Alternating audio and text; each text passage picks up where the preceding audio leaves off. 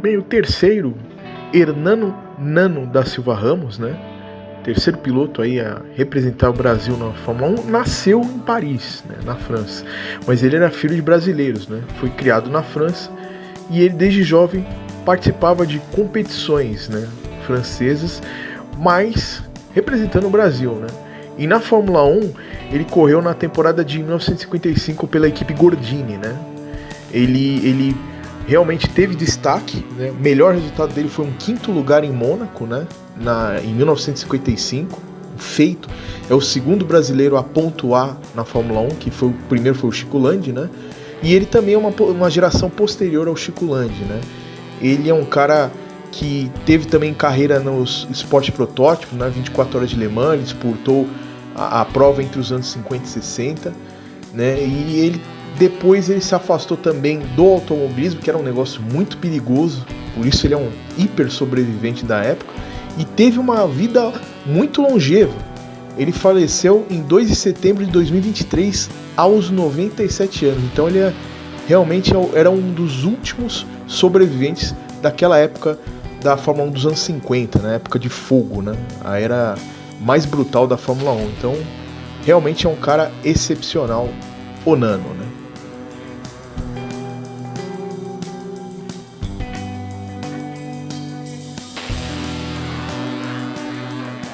O quarto representante histórico foi Fritz Del Rey, né? Nascido em 1938 em São Paulo, né? Ele tinha uma família abastada e se envolveu no automobilismo rapidamente, né?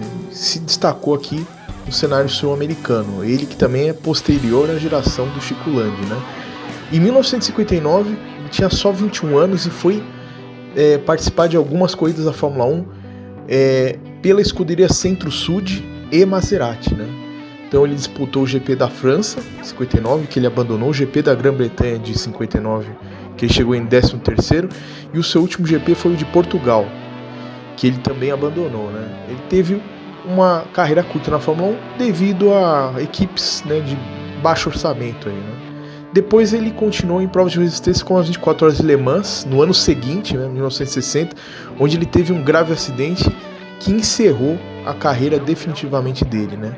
Ele viveu bastante tempo também, por isso é mais um sobrevivente, né? Só que de uma forma mais reservada, né? Faleceu em 2020 aos 82 anos, né? Tá aí Fritz Del Rey, né? Também um representante do início da Fórmula 1 para os brasileiros.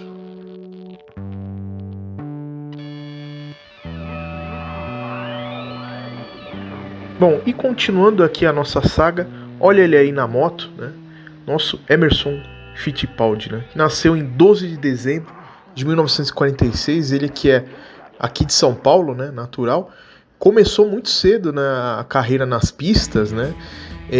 Em outros episódios, né, tem live, a gente falou da equipe Willis, né? Ele tava com aquela turminha, ele era um dos mais jovens, né? Mas chegou a fazer parte, né? Nos anos 60 ele correu aqui de Fórmula V, né, uma categoria muito importante na época, e em 69 ele foi para a Europa, né, e já começou com um fenômeno lá. Ele já era realmente um cara acima da média, tanto que em 1970 mesmo, no final do ano de 1970, o Colin Chapman, né, promove ele para Fórmula 1, né, ele estreou em 70, né, e ele tinha o intuito de ajudar o Jochen Rindt, né, que era o piloto principal, a conquistar o título esse que ele conquistou póstumamente, né, o Jochen Rindt, né.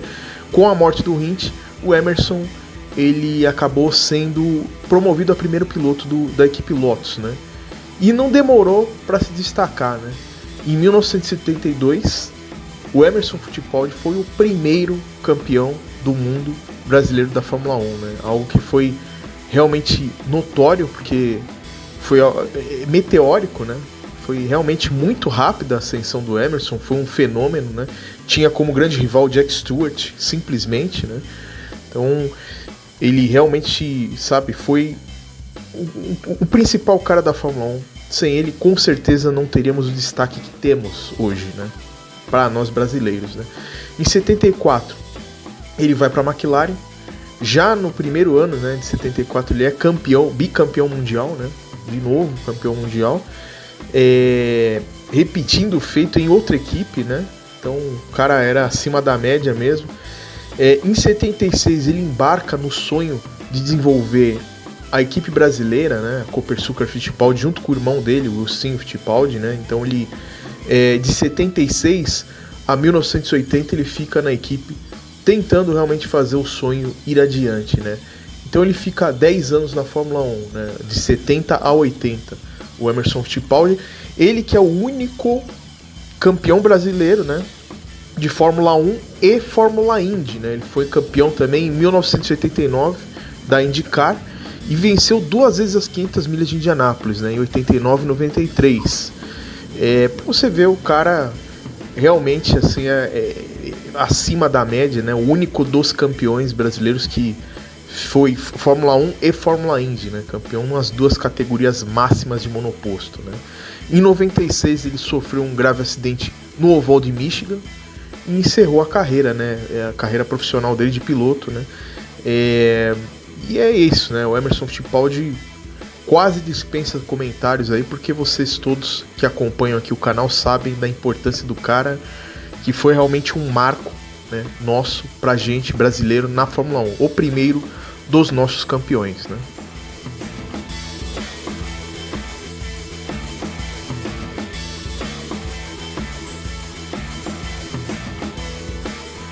Agora vamos falar de José Carlos Passe, né? O homem que dá nome ao Autódromo de Interlagos, né? Ele que nasceu em 6 de outubro de 1944, também em São Paulo, era da turminha da equipe Willis, né? Era um cara já experiente, né? Quando foi para a Fórmula 1. Em 1970 ele foi para a Europa, né? Ele competiu em Fórmula 3, Fórmula 2, e em 72 ele estreou na Fórmula 1 pela equipe Williams, né? Pela pré-Williams, não é aquela Williams que a gente conhece, né?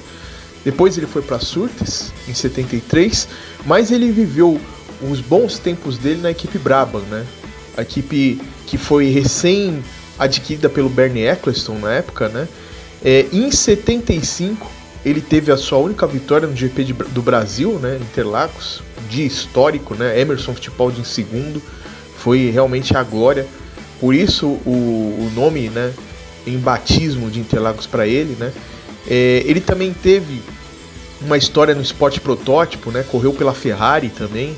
Era um cara muito bem experimentado, só que ele, vamos dizer assim, ele teve a sua vida abreviada, né? Num acidente de avião em 1977, aos 32 anos, em Mariporã, né? Então a gente nunca sabe até onde poderia chegar o José Carlos Passe, né? A Brabham, que ano seguinte seria uma equipe de ponta, né? Então realmente ficou aquele gosto de o que seria, né, do José Carlos Passe, né? Infelizmente o mundo não pôde ver, isso foi antes, né? Então ele teve uma vitória, 6 pódios, e a melhor temporada dele foi em 75, que ele ficou em 6º lugar, né? Foi a temporada que ele teve a sua única vitória, né? Então esse é o José Carlos Passe. É um cara muito cultuado por todos e infelizmente não podemos ver, né, até onde ele chegaria, né?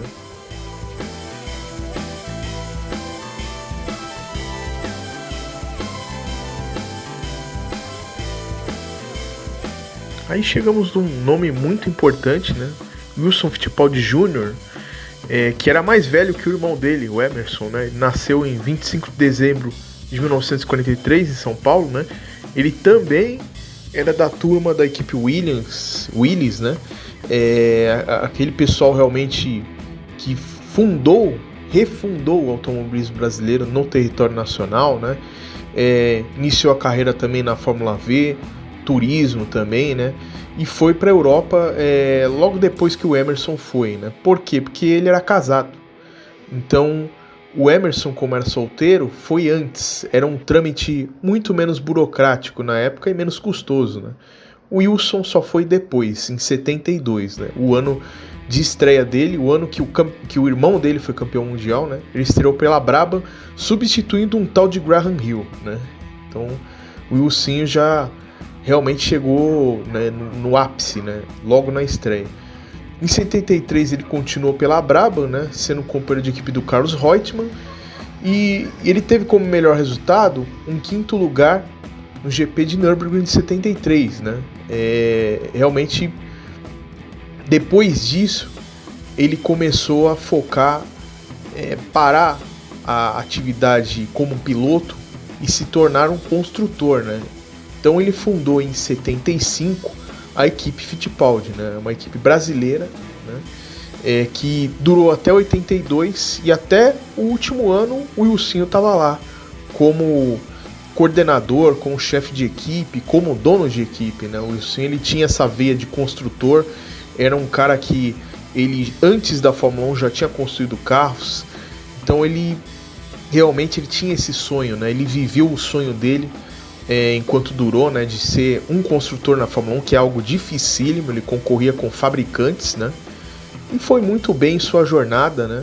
Ele realmente teve grandes resultados como chefe de equipe, um 2º lugar do Emerson no GP do Brasil de 78, né? Ano que a equipe estava muito bem, né?